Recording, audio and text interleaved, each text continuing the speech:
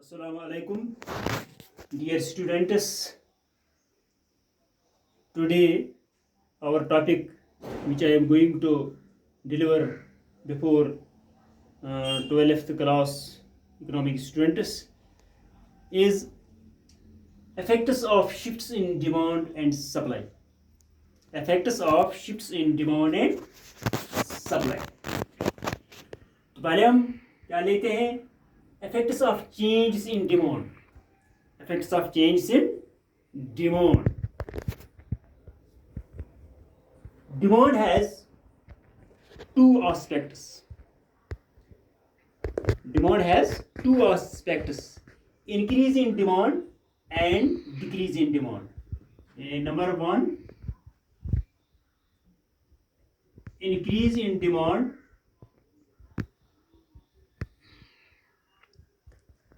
and number two, decrease in demand.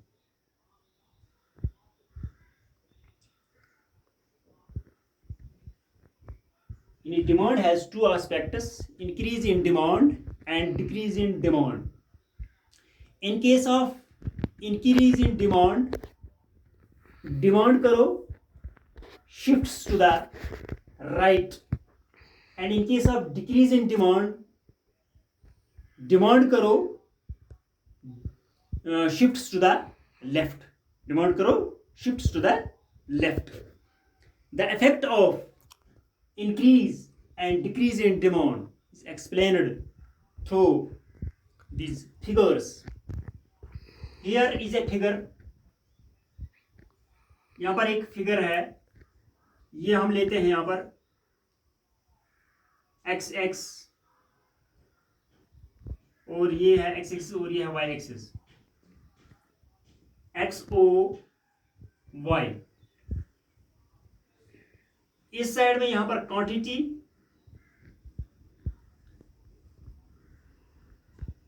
और इस दूसरी साइड में वाई एक्सिस की साइड में प्राइस है.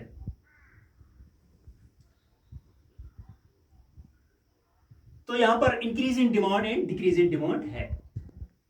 जैसा कि एक तो इंक्रीज इन डिमांड की कर्व हम बनाते हैं अलग, और एक जो है डिक्रीज इन डिमांड की कर्व हो यहां पर ड्रा करते हैं. X o y, x o y. तो ये जो है यहां पर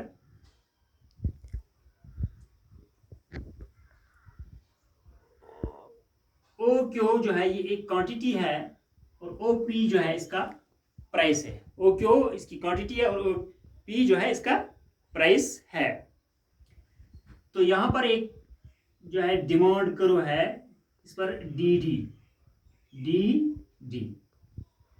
अब ये जो डिमांड कर्व है, इंक्रीज इन डिमांड, ये डिमांड कर्व जो है अब बढ़ती है, डिमांड इंक्रीज हो जाती है. तो उस सूरत में क्या है, एक नई डिमांड कर्व जो है वजूद में आती है जब ये इंक्रीज होती है. तो उस सूरत में ये जो है प्राइस अगर ओपी है तो ये प्राइस जो है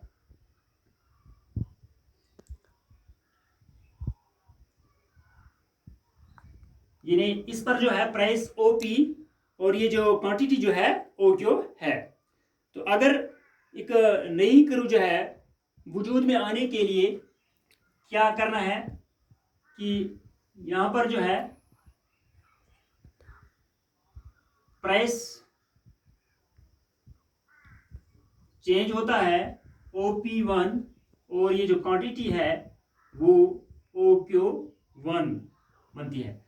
तो ये इसमें जो है सप्लाई करो जो है रिमेन्स फिक्स्ड, इसमें सप्लाई करो जो है SS वो फिक्स्ड रहती है. अब ये जो डिमांड है यहां पर बदल गई, एक दूसरी करो वजूद में आ गई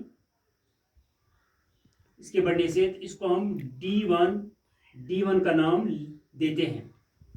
तो ये जो यहां पर पॉइंट है, पहला पॉइंट E है, इक्विलिब्रियम पॉइंट इसका, और जहां पर प्राइस और क्वांटिटी जो है, जहां पर डिमांड और सप्लाई जो है बराबर है, ओ क्यू और ओपी जो है बराबर है, तो वो ऊपर है. अब जो नई कर्व वजूद में आ गई D1, तो इसके लिए जो है ये न्यू इक्विलिब्रियम पॉइंट जो है वो बन गया E1.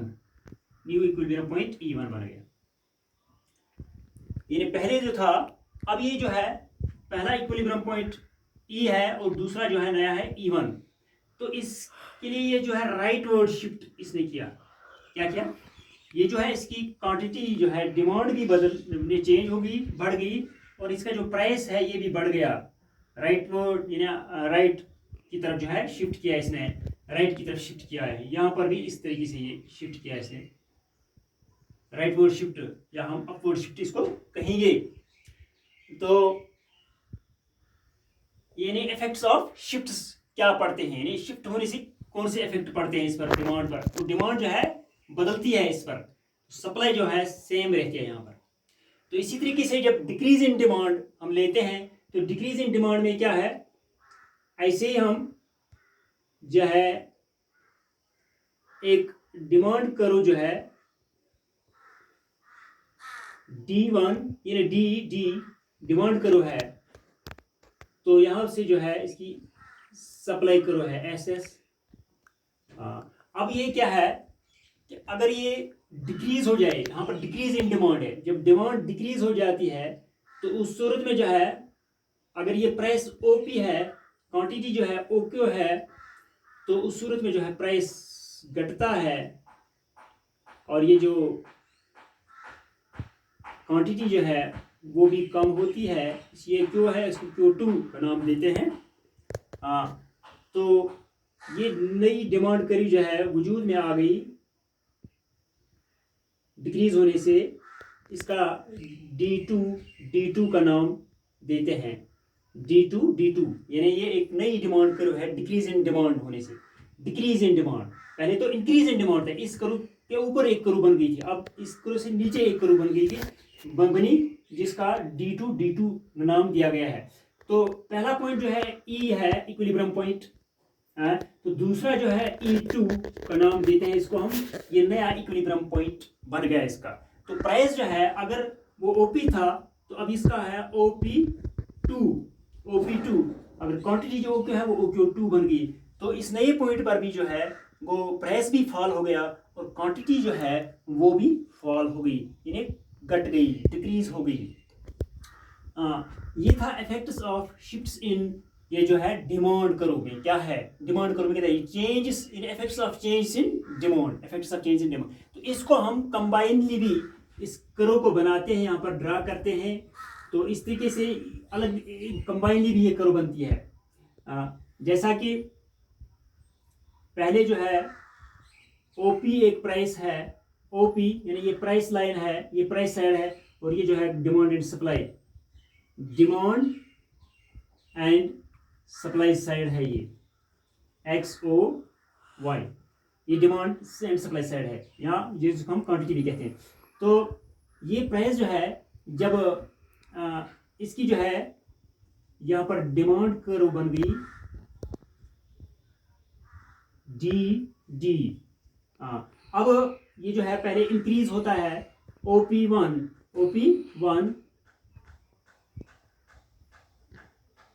ये OQ था और इसका OQ1 बन गया, तो यहाँ एक नई डिमांड करी जो है बन गई, इसका नाम हमने रखा था D1।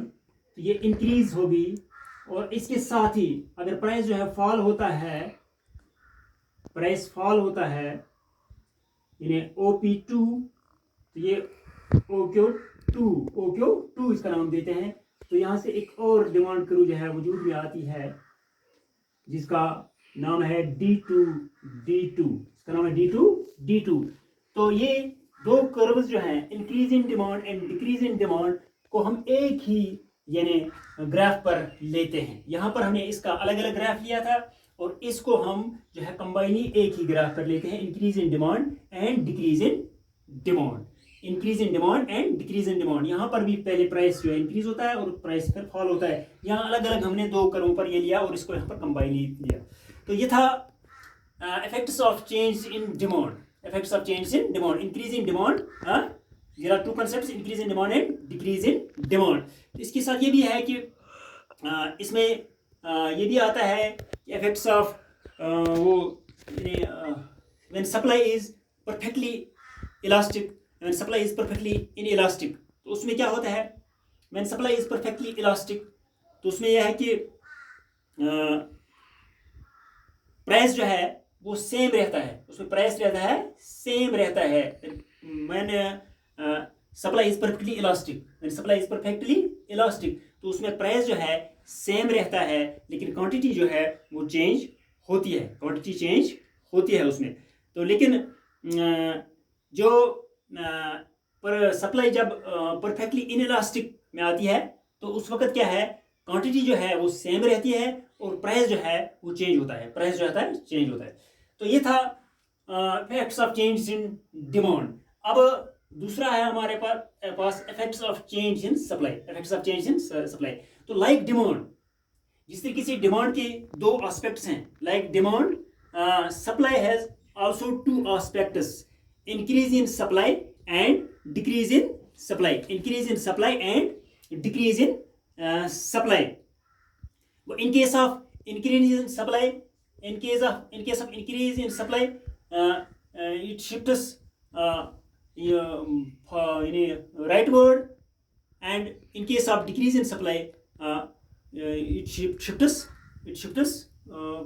backward, or it shifts in a left side. यहाँ पर भी डिमांड भी लेफ्ट साइड में आती थी, ये लेफ्ट साइड शिफ्ट होती थी। तो इसी तरीके से यहाँ पर भी increase in supply and decrease in supply, इसमें भी दो एस्पेक्ट्स हैं, इंक्रीज इन सप्लाई और नंबर 2 जो है decrease in supply, decrease in supply. तो इसमें भी हम अलग अलग पहले दो लेते हैं, दो का ग्राफ अलग अलग। ये हो गया increase in x o y, इसमें ये है क्वांटिटी साइड और ये है प्राइस साइड। तो दूसरा भी है इसी तरीके से एक्स एक्स साइड और ये वाई एक्स साइड जो है, एक्स ओ वाई जो है, ये भी क्वांटिटी साइड और ये जो है प्राइस साइड है। तो इस सप्लाई में भी क्या है, इसमें डिमांड कर्व जो है सेम रहती है, तो बाकी जो है सप्लाई वो है चेंज होती है इसमें। जैसा कि एक यहां पर ये लेते हैं, ओपी हो गया प्राइस और ओ क्यू हो गया ये जो इसका डिमांड है, ओ क्यू जो साइड है इसका डिमांड है। तो अब यहां पर जो है ये डिमांड करो है, डिमांड यानी डी डी जो है डिमांड करो है, डिमांड करो है। तो यहां जो है इसकी क्या आती है, ये आती है इसका सप्लाई करो, सप्लाई करो। लेकिन अब यहां पर इंक्रीज इन सप्लाई, यहां पर इंक्रीज इन डिमांड नहीं है, ये साइड में इसमें इंक्रीज इन डिमांड था, लेकिन इसमें यहां इंक्रीज इन सप्लाई है। अब जब सप्लाई जो है इंक्रीज हो जाएगी, अब सप्लाई जो है जब इंक्रीज हो जाएगी तो उस सूरत में क्या है कि इसको क्या कहते हैं हम, यहां पर एक नई कर्व जो है वजूद में आती है, नई कर्व एक वजूद में आती है ऐसे, ये OP1 और इसको हम OQ1 कहते हैं। तो इसमें ये कर्व यहां से जो इस कर्व के पैरेलल है, यानी इस कर्व के पैरेलल है, एस कर्व के जो पैरेलल है उसको हम S1 का नाम देते हैं, S1 का नाम देते हैं। तो पहले पर जो है पॉइंट ऑफ इक्विलिब्रियम E था और दूसरे पर जो है E1 इक्विलिब्रियम पॉइंट बन गया, इक्विलिब्रियम पॉइंट बन गया। लेकिन यहां पर भी जो है प्राइस जो है, यानी ये जो चेंज हो गया न्यू इक्विलिब्रियम पॉइंट जो है E1, तो इसमें भी जो है पहले प्राइस था OP और डिमांड जो थी वो या क्या था, वो था OQ, और उसके बाद जो है अब बदल गया, चेंज हो गया, इसमें ये डाउन हो गया, यानी OP1 इसमें प्राइस डाउन हो गया, तो सप्लाई कर्व जो है वो इंक्रीज हो गई, सप्लाई कर्व जो है इंक्रीज हो गई इसमें। तो ये जो क्वांटिटी जो है वो भी इंक्रीज हो गई, क्वांटिटी इंक्रीज हो गई, लेकिन सप्लाई जो है प्राइस जो है यहाँ पर डिक्रीज हो गया, प्राइस जो यहाँ पर डिक्रीज हो गया। तो ये न्यू इक्विलिब्रियम प्राइस जो है, न्यू इक्विलिब्रियम कर्व जो है यहाँ पर इवन बन गई। तो इसी सूरत में जो है अब ये जो है शिफ्ट कहाँ करता है, ये लेफ्ट की तरफ यहाँ पर शिफ्ट करता है हमें, ये राइट की तरफ, यहाँ राइट की तरफ ये शिफ्ट करता है हमें, यानी क्यू से Q1 जो है बनता है, क्यू से Q1 यानी राइट की तरफ शिफ्ट करता है। लेकिन प्राइस जो है यहाँ से यहाँ की तरफ आता है, नीचे की तरफ डाउन होता है, तो यहाँ जो है राइट की तरफ शिफ्ट होता है। जैसा कि ये शिफ्ट यहाँ से ऐसी इसका एरोल ये बनाते हैं। तो ये था इंक्रीज इन सप्लाई। अब डिक्रीज इन सप्लाई में क्या होता है, डिक्रीज इन सप्लाई में भी ऐसा ही हम लेते हैं, पहले एक साइड जो है ओपी प्राइस का और दूसरा जो है ओक्यू क्वांटिटी का जो है लेते हैं हम। तो इस सूरत में ये करते हैं हम कि यहाँ पर जो है इस पर पॉइंट पर जो है हमें ये डिमांड है, डिमांड करो और इसी पर जो है एक सप्लाई करो भी है पहले SS। अब सप्लाई करो जो है वो डिक्रीज होती है यहाँ पर, डिक्रीज इन सप्लाई सप्लाई करो जो है डिक्रीज होती है इसमें। तो उस सूरत में क्या है, एक नई जो है ये प्राइस लाइन जो है ऐसे, अब ये जो है OP था, अब ये OP2 बन गया, ये प्राइस जो है पर बढ़ गया। तो लेकिन क्वांटिटी जो OQ थी अब वो घट गई, OQ2 ये घट गई, क्वांटिटी घट गई, इसमें क्वांटिटी बढ़ गई, प्राइस घट गया। तो इसमें जो है क्वांटिटी घट गई और प्राइस बढ़ गया इसमें। तो ये तो इस यहाँ से वजूद में एक नई करो आ गई, सप्लाई करो, जिसको हम डैश डैश की सूरत में लेते हैं, डैश डैश। अब ये जो है ये भी इस SS करो के पैरेलल है, लेकिन ये S2 का नाम देते हैं इसको। पहला जो है इक्विलिब्रियम पॉइंट E था और दूसरा जो है इक्विलिब्रियम E2 बन गया, इसका ये इक्विलिब्रियम पॉइंट। अब इसको भी, ये था डिक्रीज इन सप्लाई, ये था इंक्रीज इन सप्लाई करो। अब इसको भी हम कंबाइनली ऐसे ही लेते हैं, X की साइड में और यहाँ पर Y की साइड है, XOY। तो यहाँ पर जो है प्राइस OQ जो है इसमें क्या है, ये जो है सप्लाई करो SS है इसमें। तो ये बनता है, एक तो डाउन में आती है,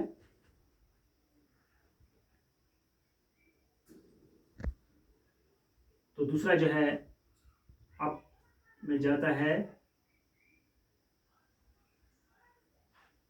ये जो इसका बन गया ये तो डिमांड करो है इन पॉइंटों पर, ये DD करो है। अच्छा, ये था सप्लाई करो। अब इंक्रीज से यहाँ पर करो वजूद में आती है, जिसको हम S1 करो लिखते हैं, और डिक्रीज की वजह से ये जो है इस साइड में यहाँ पर आएगी ऊपर की तरफ। तो इसको S2 का नाम देते हैं, क्योंकि अलग अलग यहाँ पर थे और यहाँ पर कंबाइन ये बन गई। तो पहला जो है इक्विलिब्रियम पॉइंट E है, और जब नया बन गया इंक्रीज इन सप्लाई से तो वो E1 बन गया, और जब डिक्रीज इन सप्लाई हमने लिया तो वो E2 बन गया। तो ये पहले इक्विलिब्रियम पॉइंट जो है E है, दूसरा है E1 और तीसरा जो है अब डिक्रीज से क्या होता है E2 बन गया। तो ये है इसका भी डिमांड एंड सप्लाई साइड है, डिमांड एंड सप्लाई साइड जो है इसका, डिमांड एंड सप्लाई। ये था आज के लिए effects of shifts in demand and supply. पहला हमने effects of changes in demand लिखा है और दूसरा हमने लिखा है effects of change in supply. तो ये था आज के लिए, बस आज के लिए इतना ही काफ़ी है। फी अमान अल्लाह।